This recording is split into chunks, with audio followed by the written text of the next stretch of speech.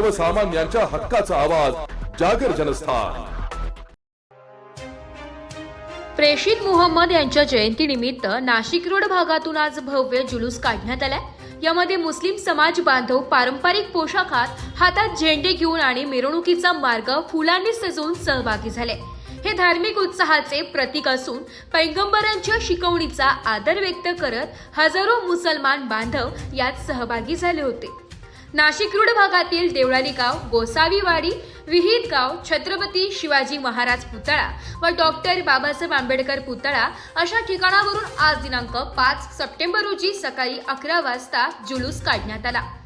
हा सण मुस्लिम धर्मातील अंतिम प्रेषित हजरत मुहम्मद पैगंबर यांच्या जन्मदिवसानिमित्त साजरा केला जातो। या दिवशी शहरातून एक भव्य मिरवणूक देखील काढली जाते, ज्याला जुलूस ए मुहम्मदी असेही म्हणतात। मिरवणुकीचे स्वागत करण्यासाठी विविध पक्षाच्या मान्यवरांनी व्यासपीठ उभे केले होते। मिरवणुकीदरम्यान कुठलीही अडचण येऊ नये यासाठी मोठा पोलीस बंदोबस्त देखील लावण्यात आला होता। देवळाली गाव येथे मुस्लिम बांधवांचे धर्मगुरू मौलाना अब्दुल पारी यांचे प्रवचन देखील करण्यात आले।